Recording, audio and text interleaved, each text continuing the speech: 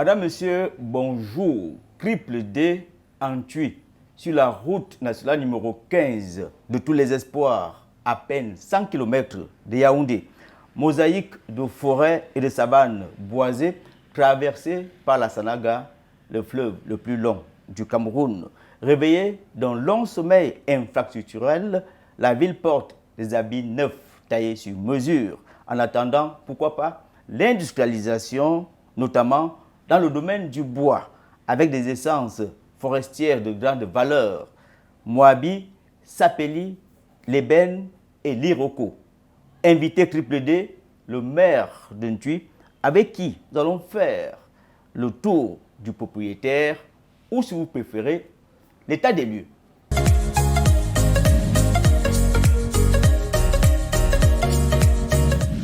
Monsieur le maire, bonjour. Bonjour, monsieur Ayama, et soyez les bienvenus en Tui, la magnifique. On parle de magnifique, on parle de cité rose. Est-ce une vision de l'exécutif actuel? Effectivement, c'est une vision de l'exécutif actuel, puisque à l'entrée de notre mandat, nous nous sommes fixés des objectifs et nous avons baptisé ces objectifs comme étant le dynamisme dans le développement de notre cité. Tout à fait. Et le choix de cette couleur rose, est-ce que ça a également une signification? Oui, ça a une signification. Vous savez, le rose est empreint de dignité et puis de développement d'une ville. Voilà pourquoi nous nous sommes dit rose reste rose et continue toujours à être rose parce qu'il est clair et bien. Alors, vous parlez de développement, la route numéro 15 est passée et on voit très bien que le développement suit. Oui, comme on a toujours dit, là où la route passe, le développement suit. Et les populations, par ma voix, nous sommes très fiers de cette route nationale numéro 15 qui a induit un certain nombre de développements dans notre cité. Nous connaissons toutes les difficultés que Ntui a eues. À un moment donné, nous avons pensé être abandonnés. Mais alors, lorsque nous voyons un peu la traversée du Bac à l'époque, et nous voyons un peu aujourd'hui la construction du pont sur le fleuve Natigal que vous venez de si bien citer, et la nationale numéro 15 qui longe l'ensemble de notre commune et puis du département, nous disons alors la patience est une très grande école et aujourd'hui l'Umba-Mikim en général peut être fier et Ntui en particulier, qui est la capitale du Umba-Mikim, est en train de profiter vraiment de ce développement que a voulu le chef de l'État, son Excellence Paul Biya. Alors, le passé éclaire le présent. Racontez-nous comment ça se passait avant cette nationale. Nous avons été tellement mis en difficulté avec la nationale qui était difficile, surtout lors des saisons pluvieuses. Lorsque vous partiez seulement de Ntui pour Yaoundé, vous étiez prêt à faire 2 jours. Imaginez-vous, 80 km, vous faites 2 jours. Et vous avez un obstacle naturel qui est le bac. Parfois, quand vous arrivez au niveau du bac, il est en panne, vous devez faire le tour. Ce sont des choses que nous ne pouvons pas oublier. C'est des souvenirs inoubliables. Mais aujourd'hui, nous sommes vraiment très fiers parce que le développement qui est passé par la nationale numéro 15 est un développement irréversible. Les populations qui sont vouées à l'agriculture trouvent leur compte sur la nationale numéro 15. J'ai fait une expérience la dernière fois. Je suis parti d'Ntui en allant vers le pont Natigal. Toutes les femmes qui sont installées tout le long de la route et qui installent soit du couscous, soit des ignames, font des recettes plus que celles qui sont installées au marché. Ça veut dire que la nationale seule est devenue un comptoir où toutes les populations trouvent leur compte. Sortis de la brousse, déposés, et vous avez votre compte. Donc pour nous, la route est une richesse. Et notre manière d'accompagner cette route neuve, c'est de rendre non seulement l'habitat qui doit convenir avec la qualité de la route, et c'est ce que nous nous sommes donné comme objectif avec la traversée urbaine, en donnant une ligne de conduite à tous les opérateurs économiques sur le plan de la construction de la traversée urbaine. Un peu comme on dit, on ne fait pas d'omelette sans casser des œufs. Justement. Et vous avez cassé quoi? Nous avons complètement rasé toutes les taudis qui existaient. Nous avons imposé la qualité de la construction. Et vous observez que toutes les constructions qui sont en bordure de route sont pratiquement R+1. C'est ce que nous nous sommes dit. Et je crois qu'à 70-80%, beaucoup ont respecté. Et nous sommes en marche pour que, dès l'entrée de la ville, que ce soit annoncé. Et nous allons progressivement pour que cet objectif que nous nous sommes fait soit une réalité. Pour que, lorsqu'on arrive aussi à l'entrée de la capitale du Mbamekip, qu'on sache que c'est une nouvelle ville. Mais aujourd'hui, Ntui est devenu une banlieue de Yaoundé. C'est-à-dire qu'à peine vous avez 45 minutes, vous êtes à la capitale. Ces difficultés, évoquer les superstitieux, les classes vers le nom que vous portez. Le nom, c'est Ntui. Ça veut dire quelque chose. Oui, effectivement. En tant que chef traditionnel, je voudrais déjà apporter des éclaircissements en ce qui concerne le nom Ntui. Je voudrais dire qu'à l'arrivée de la première colonisation dite allemande, ils arrivent et trouvent des populations indigènes et dont l'honneur est fait à mon arrière-grand-père, Makiambela, qui était le chef de ces indigènes et effectivement qui sortait aussi de la Deuxième Guerre mondiale et qui parlait déjà couramment allemand. Et quand ces Allemands lui demandent pourquoi tes populations sont dans cet état, il leur répond en patois « Bagwam tout ». Ça veut dire « il meurt de misère ». Et les Allemands ne retiennent que « tout ». Et c'est comme cela que cette bourgade est appelée « tout ». D'ailleurs, mon arrière-grand-père, dans sa décision de chef traditionnel à l'époque allemande, c'était bien écrit « tout ». Et c'est lorsque les Français arrivent à leur tour, après que les Allemands avaient perdu la guerre, que tout devient une tui. Les Français n'ont qu'à ajouter i, et tout devient une tui. Et entre-temps, la misère se transforme en progrès. En progrès. En ce qui concerne les fondateurs de la ville, sur le plan occidental, à l'époque, lorsque les Allemands arrivent, ce sont surtout les prêtres allemands. Il y a un que nous avons tous entendu parler, et parler du nom de William. William était un homme qui avait une taille de pratiquement 2 mètres. Il était costaud. Et c'est lui qui, à la main, cassait la pierre pour construire certains édifices. Il y a des ponts, par exemple, qui traversent la rivière qui va au niveau de la mission catholique. Il a fait ça avec la main. Et même ces autres maisons coloniales que vous avez trouvées au niveau de la résidence, ça a été fait avec la main. Et puis, ils imposaient nos populations indigènes à les accompagner. Alors, monsieur le maire, avec le Code général de la décentralisation, les communes ont beaucoup plus de coudées franches avec le transfert de certaines compétences. Est-ce que vous êtes à l'aise dans cette configuration? Monsieur Ayama, je voudrais ici répondre par oui et non. Oui, parce que avec la dotation générale de la décentralisation et le transfert de compétences, nous voyons quand même la transformation de nos villes. Vous êtes arrivé par exemple au marché, vous voyez comment nous sommes engagés à moderniser le marché. Ce sont les effets des transferts de compétences. Vous avez trouvé un centre de santé neuf, vous trouvez un hôtel municipal neuf. Ce sont les effets des transferts de compétences de la décentralisation. Donc, vraiment, sur le plan positif, nous sommes très d'accord et contents. Mais nous ne sommes pas satisfaits. Il faut le dire.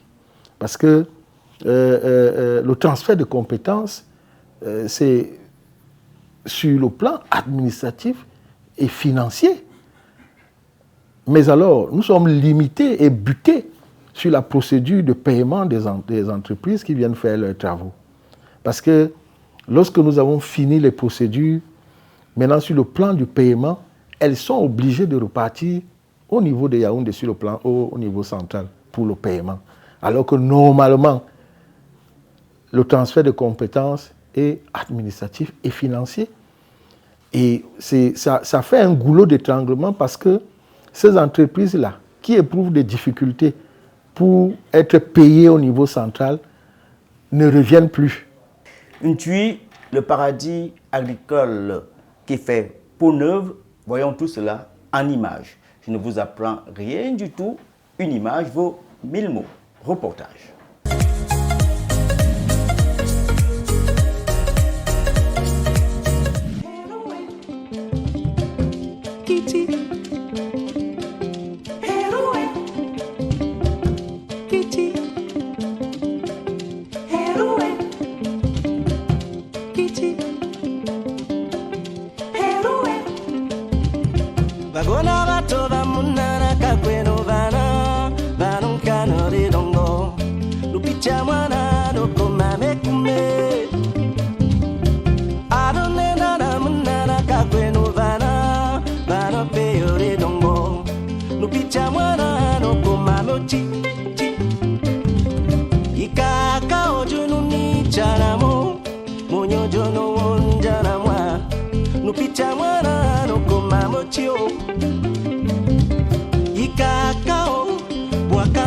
Je remercie Monsieur le maire d'avoir fait cette initiative-là. Oui, puisque ça nous met au travail, ça nous rend aussi forts, ça fait en sorte que la ville soit propre.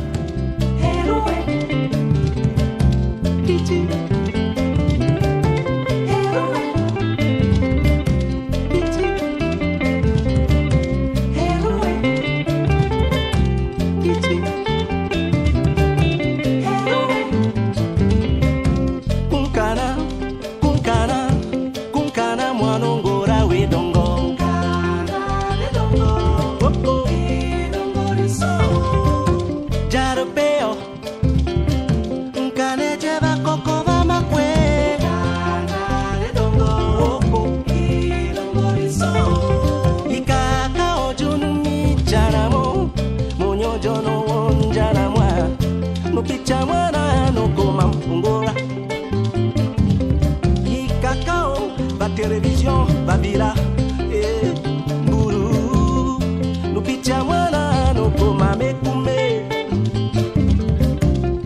et dongoriso, et dongora papa, ngebo, vino kerike kusonka. Ici nous sommes dans une parfaite paix et nous vendons, donc tout le monde rentre de chez lui étant satisfait. On a une pompe. Donc de 6 à 6 ça fonctionne, de 6 à 18 heures, on a l'eau.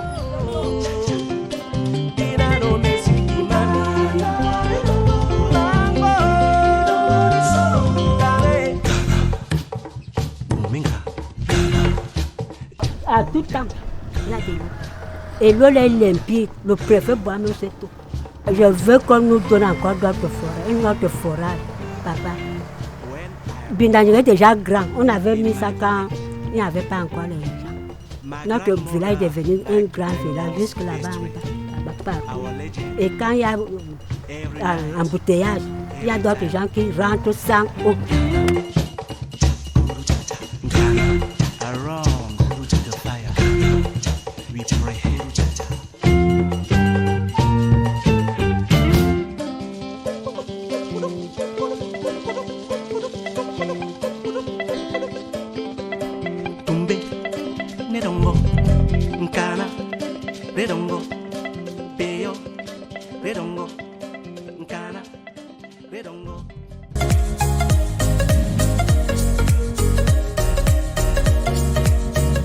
Alors, monsieur le maire, pour faire la synthèse, on constate bien que beaucoup a été fait, mais il y a encore du chemin à parcourir. Justement, monsieur Ayoma, il y a beaucoup à faire encore. Mais je voudrais déjà préciser que le chemin que nous nous sommes fait au début de notre mandature est un chemin sur lequel nous pouvons penser que nous sommes à 70-80% de réalisation. Et nous tenons à continuer notre feuille de route Mais vous savez, il y a des exigences que les populations ne peuvent pas vous donner du beurre. Nous sommes obligés de faire avec ce que nous pouvons, à l'instar de l'eau et de l'électricité, qui sont vraiment des problèmes compliqués dans nos communes. Et en ce qui concerne la commune de Ntui, nous nous sommes attelés à pouvoir installer des points d'eau dans tous nos quartiers et villages. D'ailleurs, ça nous a permis des prix au niveau du FECOM lors de du dernier concours sur les pratiques de l'utilisation des activités en eau potable. La commune de Ntui a été primée par le FECOM parce que actuellement, si j'ai bonne mémoire, nous sommes autour de 176 points d'eau installés dans l'ensemble de la commune. Et au niveau urbain, nous avons pratiquement 6 châteaux que nous avons conçus de par ces quartiers pour permettre aux gens d'avoir quand même de l'eau. Alors vous l'avez dit, on est en fin de mandat. 2026, quelles sont vos priorités? En ce qui concerne 2026, nous allons nous appuyer sur les projets agricoles. D'abord parce que nous avons eu la chance de faire déjà des réserves foncières de près de 700 hectares. Et nous voulons mettre ces réserves foncières à la disposition des jeunes et des femmes qui ont des projets avec les signatures de certaines conventions que nous avons eu déjà à faire avec les partenaires en matière de cacao qui vont bientôt construire une station de précollecte sur 1 hectare. Et cette station de précollecte va permettre à ce qu'en Ntui, on ait le cacao de qualité. Parce que c'est déjà une des exigences du marché mondial sur le plan de la vente du cacao. Alors, j'ai parlé d'un paradis agricole. Qu'est-ce qui fait particulièrement votre fierté? C'est ce cacao? C'est ce cacao. C'est le cacao qui est la culture de base dans notre commune. Et je voudrais déjà dire que toutes ces populations, que ce soit autochtones et allogènes, vivent chacun, de par son activité qu'il est venu mener, dans une paisibilité incomparable. Parce qu'il faut le préciser, Ntui et Lomba Mekim est une zone extrêmement hospitalière. Nous recevons tout le monde, mais alors, tout ce que nous demandons, c'est que ces arrivées et ces installations soient rationnelles. Et quand je parle de rationalité, ça veut dire que des occupations anarchiques doivent être mises de côté. Et nous subissons tous ces derniers temps de ces occupations qui ne sont pas aussi de bonnes pratiques en ce qui nous concerne. Si on revenait sur ce cacao qui a eu un contre-coup cette année. Oui, je voudrais dire que le contre-coup, il est évident parce que nous le voyons. Vous voyez la chute qui va de 6-5 000 francs à 1 000 francs. C'est quelque chose qui n'est pas, on ne peut pas ne pas parler de cela. Mais je voudrais quand même aussi attirer l'attention de nous autres qui sommes des producteurs, que nous avons eu un trop perçu. Et nous devons être aussi capables de faire cet équilibre pour pouvoir soutenir le moment difficile qui est actuellement. J'invite à ce que vraiment, dans le cadre de cette activité, si une formation en matière de gestion peut être faite auprès de tous ces grands producteurs de cacao, parce qu'il y a beaucoup d'argent qui est brassé, mais sa gestion est un peu une gestion désordonnée, et où à un moment donné, on perd le contrôle. L'argent rend fou. L'argent rend fou, comme vous venez de dire, on perd le contrôle, et puis on n'arrive plus à être vraiment prêt à être face à certains obstacles mineurs même, que hier on pouvait résoudre et qu'on ne peut plus résoudre. Et là, ça ne tient pas. Alors, monsieur le maire, j'ai parcouru le PCD, le plan communal de développement. C'est pratiquement la mode dans toutes les mairies du Cameroun. Vous y croyez? Nous y croyons fermement. Nous y croyons parce que nous voulons dire que le modèle de plan communal de développement qui nous a été prescrit avait sa place. D'ailleurs, j'ai assisté à un séminaire sur le débat entre le FECOM et les communes, où il nous a été présenté un certain nombre des autres ouvertures de financement. Monsieur Ayama, il faut que les gens le sachent, vous ne pouvez pas bénéficier d'un financement intérieur comme extérieur si votre projet n'est pas inscrit dans le PCD et maturé. Et je profite de cette occasion pour interpeller le FECOM, qui est un peu la fêtière des communes, de penser au financement de la maturation des projets. Parce que c'est un des éléments qui est important, indispensable même, dans la procédure sur le plan des projets. Et la maturation, je dois vous dire, on a beau nous dire que vous avez les services déconcentrés qui vous aident à pouvoir maturer vos projets. Mais il vaut mieux être autonome. Il faut me mettre autonome. Et c'est là j'interpelle la venue de la fonction publique locale qui va permettre aux exécutifs de pouvoir recruter des personnes capables de pouvoir faire ce travail de maturation des projets. Parce que, je dois dire, lorsqu'un projet est mal maturé ou n'est pas maturé, sachez qu'à la fin, il va trouver des problèmes. Donc, nous pensons qu'il faut tenir compte de cela. Et pour cela, avec beaucoup d'accompagnement qui entoure les exécutifs communaux aujourd'hui, et puis les échanges, ça devrait permettre à ce que ce soit mis en place et que les communes puissent trouver leur compte. Si ce n'est pas fait vraiment, ça sera un peu compliqué. Alors, monsieur le maire, une chose est de concevoir et d'adopter même un plan de développement. Une autre est de le financer, de trouver les moyens là où il faut. Oui, monsieur Betayama, je voudrais vous dire une chose, et c'est une réalité sur les communes.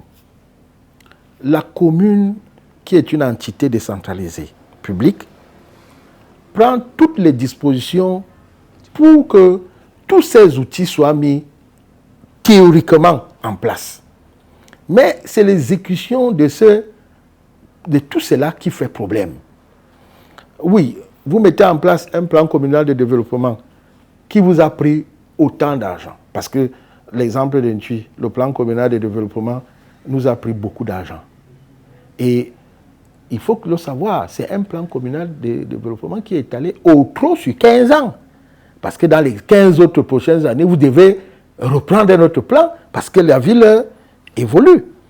Donc, quand vous prenez cet engagement et que, à mi-parcours, vous n'avez même pas pu réaliser même la moitié des projets que vous avez inscrits dans le plan communal de développement, pas à cause de vous-même, parce que vous comptez sur la dotation de la décentralisation qui nous est chantée à 15% et qui n'est pas une réalité, parce qu'il n'y a pas un développement global sans développement local. C'est lorsque, sur le plan local, il y a le développement que, sur le plan général, on constate le développement.